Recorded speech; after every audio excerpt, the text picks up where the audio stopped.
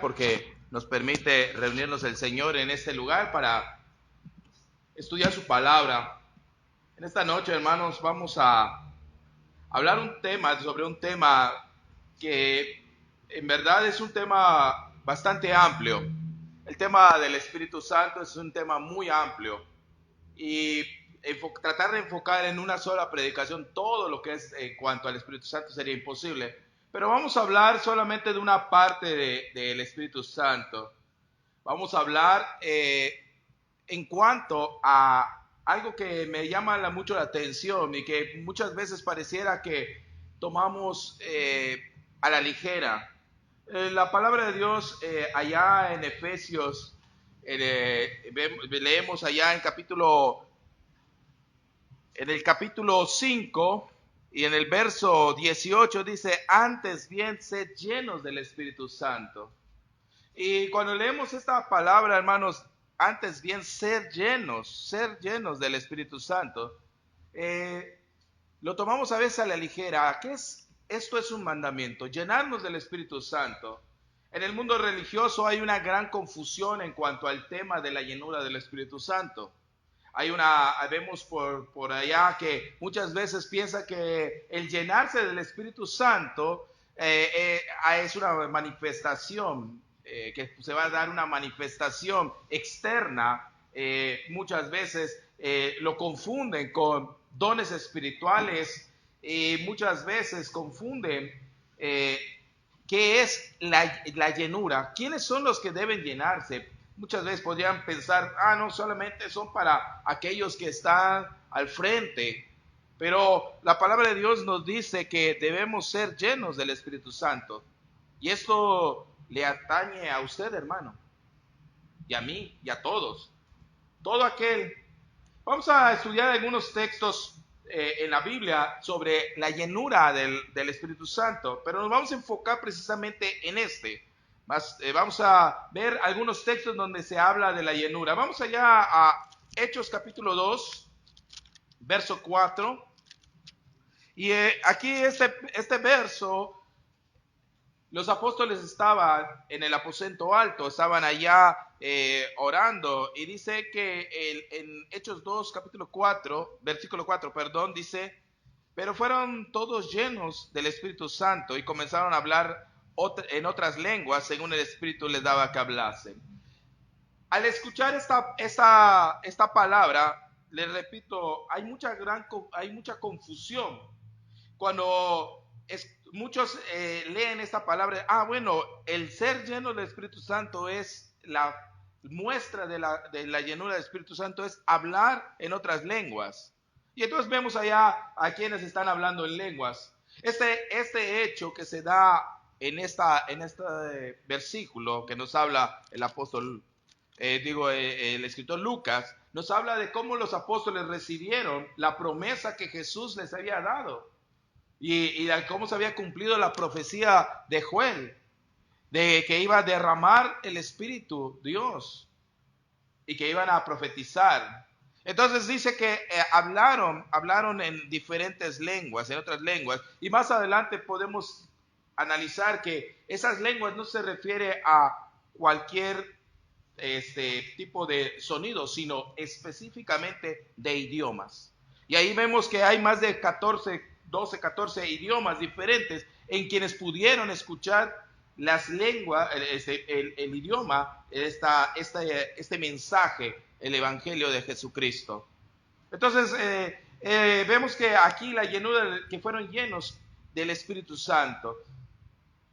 En otro pasaje, en capítulo 4, versículo 31, dice, cuando hubieron orado, el lugar donde estaban congregados tembló, y todos fueron llenos del Espíritu Santo y hablaban con denuedo la palabra de Dios. Aquí vemos a los discípulos, juntos, unánimes, estaban ahí orando, después de había sucedido el acontecimiento con Pedro y con Juan. Y entonces ellos se ponen a orar y están alabando a Dios. Y dice que el Espíritu Santo, dice que fueron llenos del Espíritu Santo. Y entonces hablaron con denuedo, con valentía, con con veracidad la palabra de Dios. Y eso es también, muchos dicen, bueno, eso es una forma de llenarse del Espíritu Santo. Mostrar, el Espíritu Santo llena a aquellos hombres que están siempre en relación con Él. El Espíritu Santo aquí equipó a los discípulos para poder hacer el trabajo. Recuerden que en este texto estamos hablando del inicio de la iglesia, cuando no se veía la escritura. Y había que trabajar, y el Espíritu trabajaba y daba esos dones milagrosos. En Hechos capítulo 13, verso 52, más adelante Pablo, estando con Bernabé, dice que estuvieron predicando en diferentes ciudades, y dice que habían llegado a la ciudad de Iconio, y dice que allí fueron expulsados. Entonces dice allá en el 52, y los discípulos estaban llenos de gozo y del Espíritu Santo. Aun cuando Pablo y Bernabé salieron, los discípulos estaban llenos del Espíritu Santo. Había la seguridad de que el trabajo del Espíritu Santo se iba a cumplir.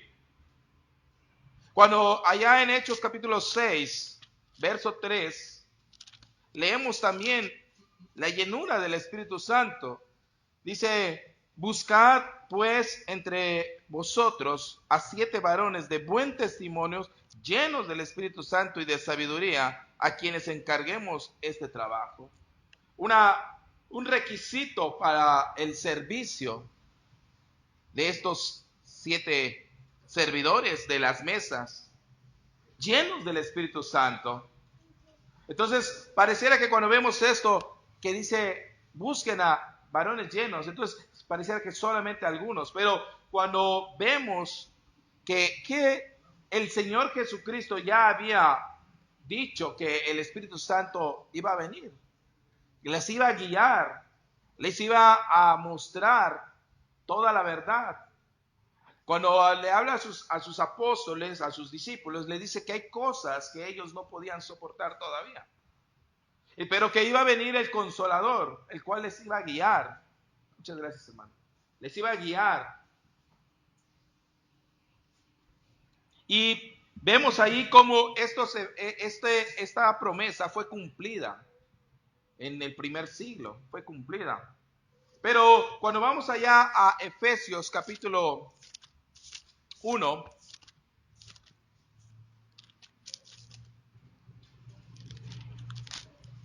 y el verso 13, mire que dice el apóstol Pablo: en él también vosotros habéis oído la palabra de verdad, el evangelio de vuestra salvación, y habiendo creído en él, fuisteis sellados con el espíritu de la promesa.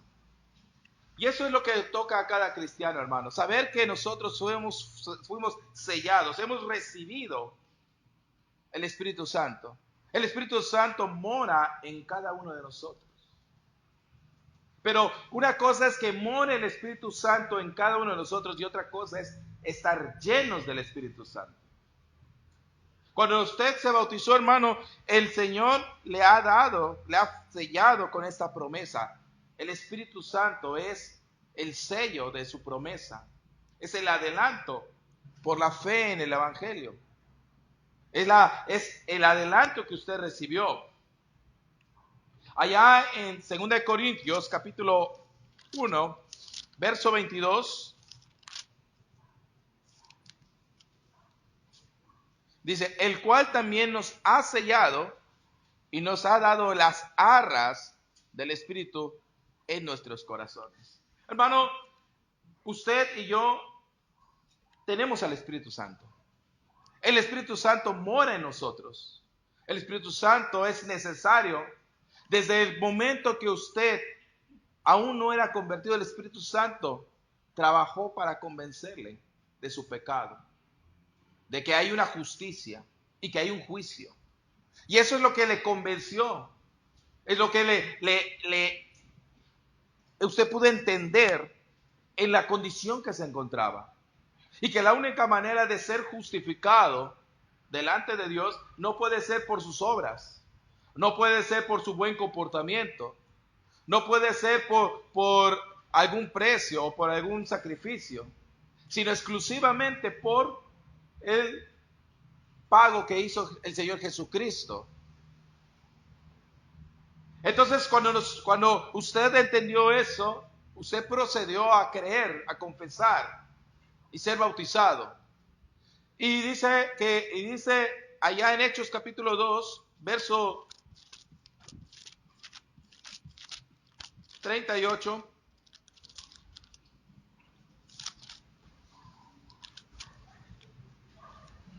Dice, Pedro les dijo, arrepentíos cada uno de vosotros arrepentíos y bautícese cada uno de vosotros en el nombre de Jesucristo para perdón de los pecados y recibiréis el don del Espíritu Santo.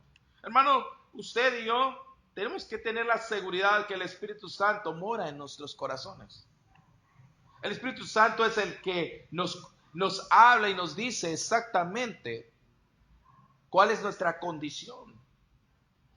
El Espíritu Santo es la garantía que Dios nos ha dado.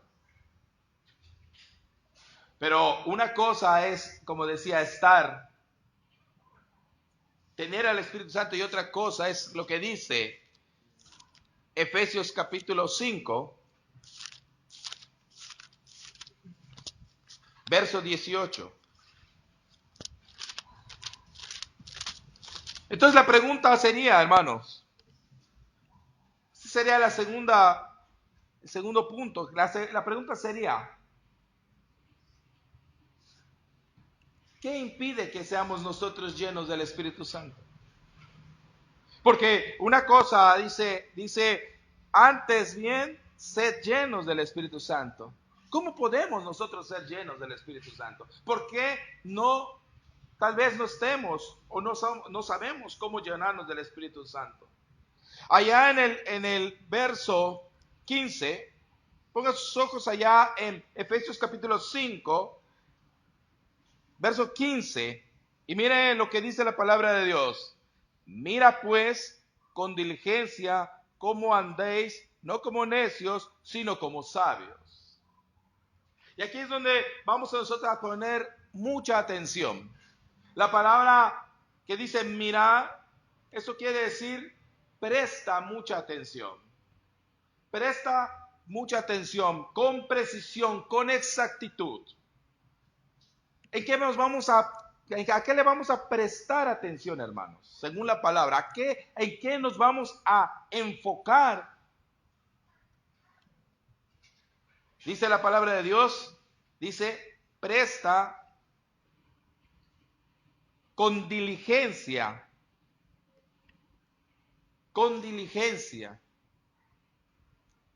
diligentemente. Dice, ¿cómo andéis? Y no se está refiriendo, hermanos, a su manera de caminar.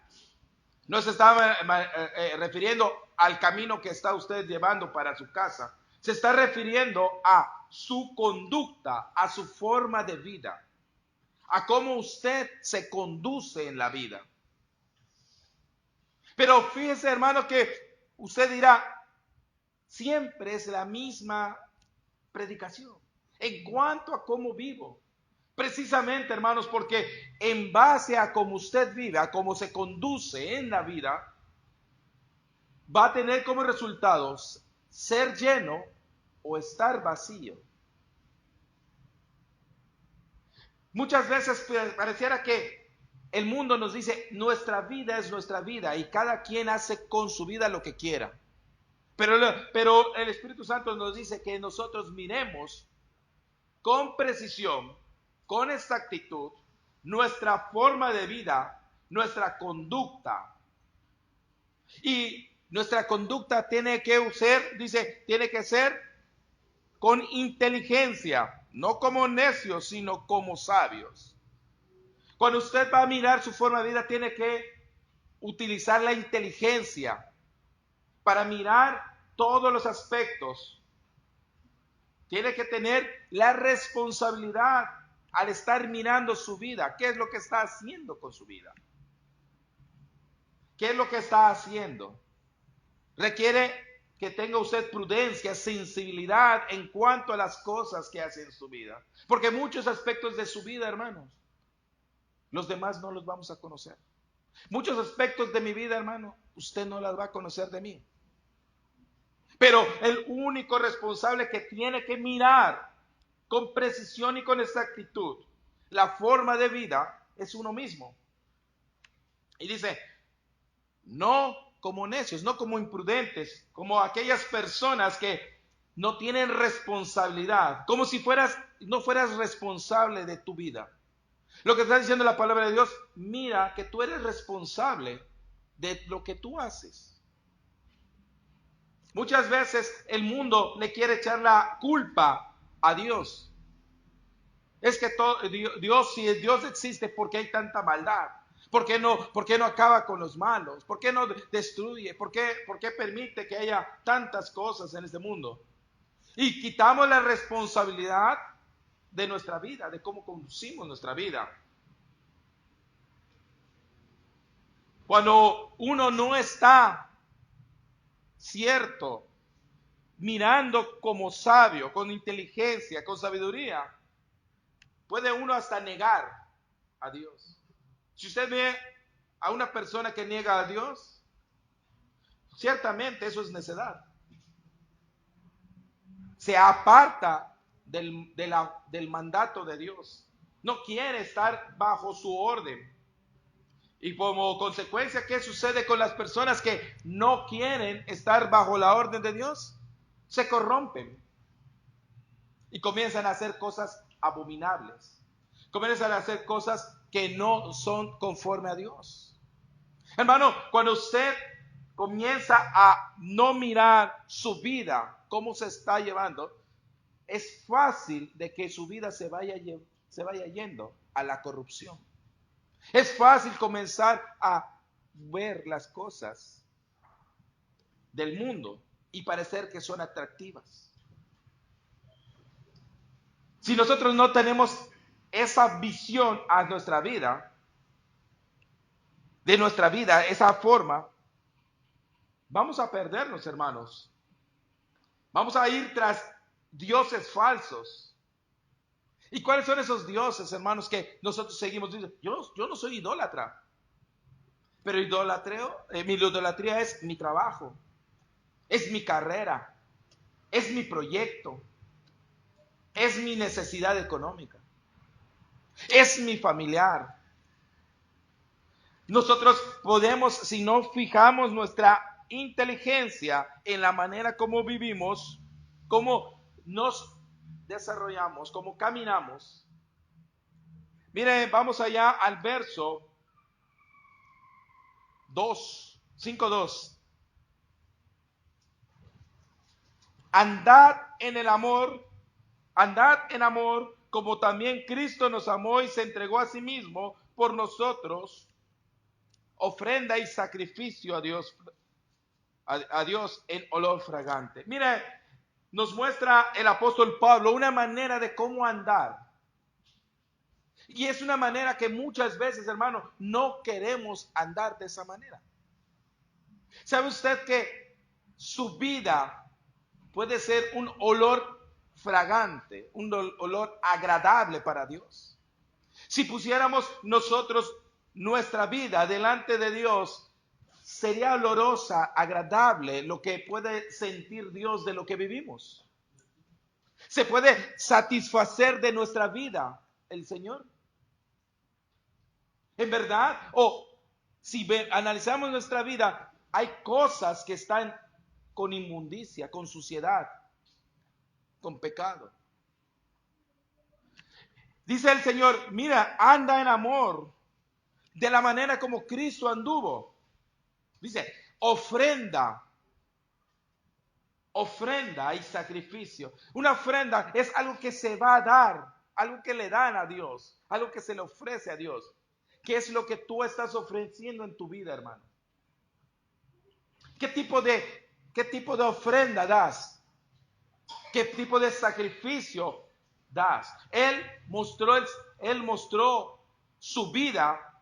Dice que Él toda su vida vino a este mundo para hacer la voluntad. Dice allá en Juan 6:38, porque no vine a hacer mi voluntad, sino la voluntad del que me envió. En verdad, eso es lo que es agradable a Dios. Ese es el olor fragante. Dice, mira con exactitud cómo vives. En verdad, nuestra vida está siendo olor agradable a Dios. Estamos ofrendando, dando al Señor lo mejor. Estamos haciendo como Jesús la voluntad de Dios o nuestra propia voluntad. Cuando leemos en Romanos capítulo 12, 1 y 2, dice que nosotros debemos, vamos allá a Romanos, es interesante la manera como esta manera de nosotros presentarnos como un sacrificio, como una ofrenda a Dios. Dice, así que hermanos, os ruego por las misericordias de Dios que presentéis vuestros cuerpos en sacrificio vivo, santo, agradable a Dios, que es vuestro culto racional. No os conforméis a este siglo, sino transformaos por medio de la renovación de vuestro entendimiento, para que comprobéis cuál sea la buena voluntad de Dios, agradable y perfecta. Hermanos, dice el Señor, anda, mira con precisión, con diligencia, cómo andas, cómo vives, tu conducta. Porque tu conducta puede ser agradable a Dios, como una ofrenda agradable. Pero dice el Señor que hay cosas que no son agradables, son como olor de podredumbre, de basura, de suciedad. ¿A usted le gusta estar en un lugar donde apesta la basura? ¿Podría usted tener en su casa la basura por mucho tiempo y ahí que apeste? Es más, hermano, llega un momento en que ya no lo soportamos. Recuerdo una ocasión que se puso un aparatito ese para matar animales y se murió un ratoncillo por allá y era insoportable el olor. Tuve que levantarme a medianoche a buscar dónde estaba el origen de ese apeste horrible y lo tuve que sacar. No se podía dormir con ello. Imagínense, hay cosas que así de desagradable le son a Dios. Mire, sigamos leyendo, dice, pero fornicación. Y la palabra fornicación viene del griego porneia, que significa, que viene también de ahí la pornografía. Pero esta fornicación no es igual que en el Antiguo Testamento. En el Antiguo Testamento, fornicación era relaciones entre personas no casadas. Pero aquí esta palabra se refiere a cualquier desenfreno sexual, lascivia, incesto, pornografía, malos deseos. Todo lo que nos provoca a un desorden sexual. La sexualidad es hermosa dentro del matrimonio. Fuera del matrimonio es sucio y no le agrada a Dios. Así que cualquier forma de un desorden sexual en su vida, hermanos, eso de estar volteando a ver y estar deseando a la mujer ajena, eso es un desorden sexual. Eso de estar diciendo palabras obscenas entre amigos, chistecitos allá de cosas sexuales, es un desorden. Eso de estar buscando en las redes fotos e imagen, videos, eso es un desorden. Todo eso apesta para Dios. Dice, No, pero en fornicación y toda inmundicia, obscenidad, lascivia, impureza, suciedad, mancha, defecto. Toda cosa que sea impura, sucia, no debe estar en nosotros. Cualquier cosa que no sea limpia. Y a veces, hermano, hasta nuestro comportamiento, nuestra sinceridad a veces no es limpia. Nuestra intención no es limpia. Muchas veces hacemos las cosas sin esa limpieza. Otra dice, avaricia. Para los codos. La codicia. Amor por acumular riqueza. Amor al dinero. Pero no solamente es eso. Robos, estafas, fraudes. El querer tener algo que no se ha ganado. Y no estamos diciendo que sea malo el hacer sus bienes, porque Dios bendice a todos. Pero la avaricia también tiene que ver en ese deseo de codiciar cosas que no le pertenecen. Sigue diciendo la palabra de Dios. Ni aún se nombre entre vosotros como conviene a santos. O sea, estas cosas no deben ni siquiera estar. Ni palabras deshonestas, palabras indecentes, impropias, una conducta inapropiada.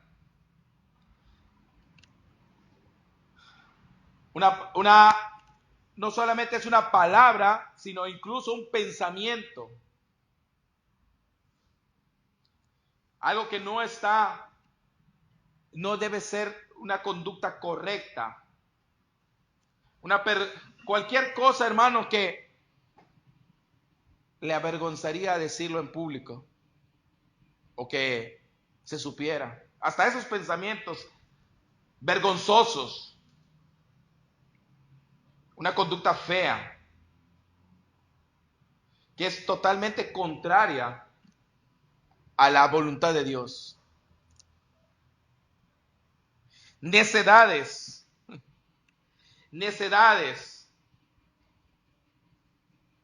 Cuando alguien no está entendiendo y es terco para escuchar la voluntad de Dios. Es terco, es difícil, se niega a ser entendido por medio de la palabra, se niega a comprender la palabra de Dios. Es un deseo de no hacer caso a la palabra, no quiere ser transformado. Truanerías, personas tramposas que pueden manipular las circunstancias para lograr sus planes. Hacen trampas. Ya sé. Voy a decir que tengo trabajo, por eso no voy a ir a la iglesia. No. ¿Sabes qué? Voy a ver, es que mi trabajo, me dijeron que puedo trabajar de tal día, y puedo descansar. No. Mejor voy a trabajar porque a ese día pagan doble. Circunstancias que para lograr sus planes. No. Primero lo mío. Hay un ingenio para el mal. Hay un ingenio para el mal. Eso es truanería. Es tener ese ingenio para hacer la maldad. Dice la palabra de Dios que no conviene, sino antes bien acciones de gracia. Estas cosas, hermanos, no nos convienen. No nos convienen. Estas cosas no deben estar en nosotros. Por eso dice el Señor, mira con precisión, porque hay cosas, hermanos, de esto que no lo vamos a ver. No traemos acá etiqueta aquí. Pero tú sabes en tu corazón cuántas trampas has hecho para salir con tus planes. ¿Cuántas veces has hecho trampa para no dar los planes de Dios y quieres hacer los tuyos?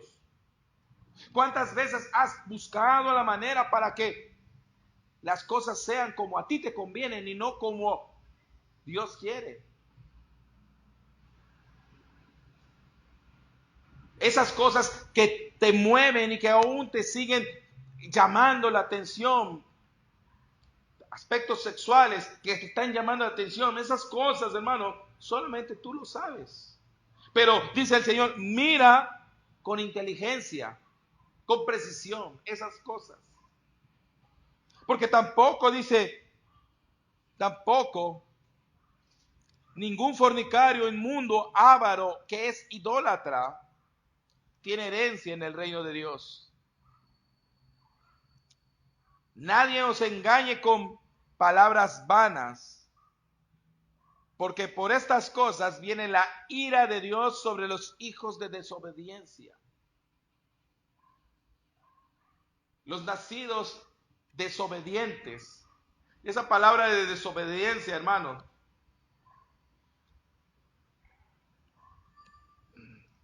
es interesante. Desobediencia. Alguien que no está dispuesto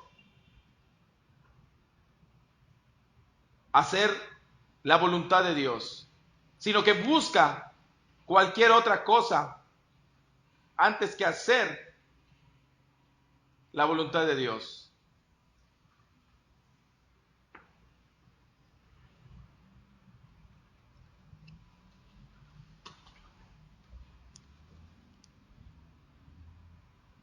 No seas pues partícipes con ellos.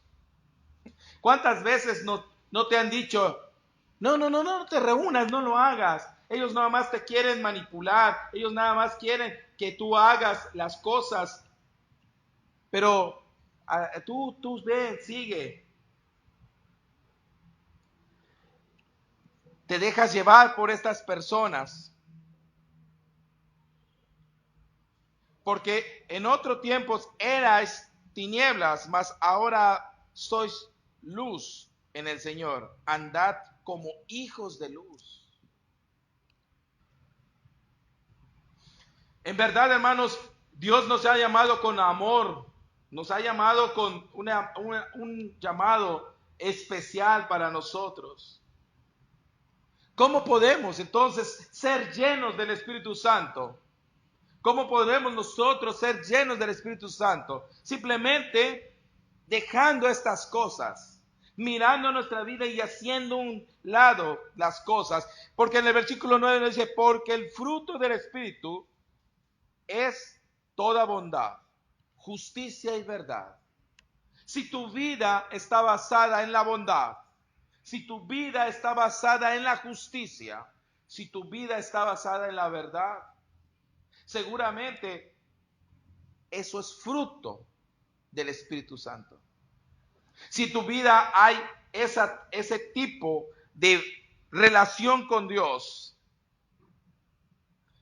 si tú tienes una relación cercana a Dios, y es aquí, hermanos, donde muchos fallamos. Pensamos que nuestra relación solamente tiene que ser en la congregación, una vez a la semana. Muchas veces nos olvidamos que somos cristianos 365 días al año. 24 horas, 365 días al año. Nos olvidamos de esto, hermanos. 10. Comprobando lo que es agradable al Señor. Comprobando lo que es agradable al Señor. Y es lo que nos olvidamos hacer. Cada día buscar qué es lo que te agrada, Señor. ¿Qué necesito cambiar en mi vida, Señor? ¿Qué necesito hacer? Pero eso nada más es para ¿quiénes? Para aquellos que utilizan la inteligencia. Para aquellos que están buscando con precisión la manera en que andan. Para aquellos que en verdad están preocupados por ser llenos del Espíritu Santo. Hermanos, cuando el lugar, el espacio no lo ocupa el Espíritu Santo, lo ocupa la inmundicia, lo ocupa la maldad, lo ocupa el desenfreno, lo ocupa pensamientos impropios, lo ocupa cosas que no son correctas. Y a veces, hermanos, precisamente por no estar pendientes de esta forma de vida, es que nosotros pareciéramos que está dormido. Mira que dice allá el verso 14, por el cual dice: despiértate tú que duermes y levántate de los muertos y te alumbrará Cristo. Hermanos, pareciera que venir a la congregación, escuchar solamente la predicación un rato, es todo lo que necesito para mantenerme despierto. ¿Dónde está nuestra vida en relación con Dios todos los días? ¿Usted cree que Dios dice: bueno, ya te despertaste, bueno, ve a tu trabajo, yo voy a hacer otras cosas, cuando regreses de tu trabajo, bueno, te sigo atendiendo? ¿Usted cree que Dios quita los ojos encima de usted durante un tiempo para atender otras actividades más importantes que usted? ¿Usted piensa que Dios se toma un tiempo de descanso? Pareciera que le damos así como: ¿sabes qué, Dios? Este tiempo, haz tus cosas, yo hago las mías.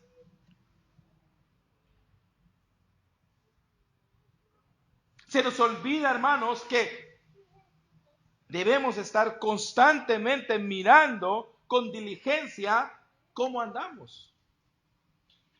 Si no lo hacemos, no podremos llenarnos del Espíritu Santo. Si no, quitar esas cosas. Despiértate. Es tiempo de abrir los ojos. Es tiempo de levantarse. Es tiempo de caminar. Es tiempo de hacer las cosas que Dios le agrada. Es tiempo de ser ofrenda olorosa, agradable a Dios. Es tiempo. Ya. Pareciera que nosotros estamos en un tiempo. Ya me bauticé. Listo. Como que nos subimos al camión de la zona hotelera para venir a tu casa. Te sientas y te duermes. Listo. Hay que nos llegue. Ahí llegará. Últimamente yo me bajo hasta que donde topa el camión. Así parece que es nuestra vida cristiana, hermanos. Nos olvidamos que hay un proceso, hay algo que hacer todos los días. Dice el versículo 16, aprovechando bien el tiempo, porque los días son malos. Ay, hermano, ¿en qué aprovechamos el tiempo? Oye, no me dio el día para terminar el libro de Juan. Estuve leyéndolo y analizándolo, todo el evangelio de Juan el día de hoy, y no me dio tiempo. Ya son las 12, 1 de la mañana y voy a descansar 3 horas para levantarme y seguir leyendo. Así somos. La gente no, hermanos. Aprovechamos el tiempo, ¿para qué? Para nuestras cosas, para nuestros beneficios. Y venimos a presentarnos en verdad como sacrificio vivo, agradable a Dios. ¿Cómo es nuestra vida que presentamos? Aprovechamos el tiempo. Esto da un sentido de urgencia y de responsabilidad, porque los tiempos son malos. ¿No nos damos cuenta que los tiempos son malos? ¿No nos damos cuenta que hay peligro a nuestro alrededor? ¿No nos damos cuenta que estamos expuestos a caer? ¿Sabe por qué no nos damos cuenta? Porque permanecemos dormidos. Y dormidos Pase lo que pase, nunca se va a dar cuenta. ¿Sabe cuánta gente muere? Muere dormida. Se incendia la casa y muere dormida. ¿Por qué? Porque el sueño es tan profundo. ¿Sabe cuánta gente termina chocando en un automóvil porque se quedó dormida? Mucha gente. Y es lo que nos va a pasar en nuestra vida si permanecemos dormidos. Un día vamos a chocar, pero chocar con la realidad. Cuando Dios nos llame a su presencia, es cuando vamos a despertar y decir, ¿qué hice con mi vida? Y entonces vamos a entender en verdad cuál fue esa olor agradable que nunca le dimos al Señor. Hermanos, es tiempo de comenzar a aprovechar el tiempo. Por tanto, no seáis insensatos, sino entendidos cuál sea la voluntad del Señor. Y la voluntad del Señor es ser llenos del Espíritu Santo. Y no nos vamos a llenar del Espíritu Santo si no atendemos con diligencia cómo andamos, cómo vivimos. Si no quitamos las inmundicias de nuestra vida. Si no hacemos a un lado, si no permanecemos buscando la voluntad de Dios. Si no permanecemos buscando a Dios. Pero no solamente es una relación usted y listo. Usted con Dios y se acabó. No es así la voluntad de Dios. Mira qué dice el siguiente versículo en el versículo 19. Hablando entre vosotros con salmos, con himnos y cánticos espirituales, cantando y alabando al Señor en vuestros corazones, dando siempre gracias por todo al Dios y Padre en el nombre de Jesucristo, de nuestro Señor Jesucristo. Sometaos unos a otros en el temor de Dios. Hay una relación, hay una comunidad. Hablando salmos y cánticos espirituales entre nosotros, hablando de la palabra de Dios entre nosotros, pero no. ¿Ya viste la moda? ¿Ya viste la última novela? ¿Ya viste el último asunto de aquí, de allá? ¿Qué estamos hablando en verdad entre nosotros? Oh, y es que si hablamos entre nosotros. Porque ¿sabe cuál es el grave problema de las iglesias de Cristo hoy en día? 5 minutos después de que termine el servicio, ya están en el mundo otra vez. La comunión, la relación entre los hermanos no es importante. Cuando la palabra nos dice que estemos, ¿cómo podemos participar de estas bendiciones juntos? No podemos. ¿Por qué? Vámonos.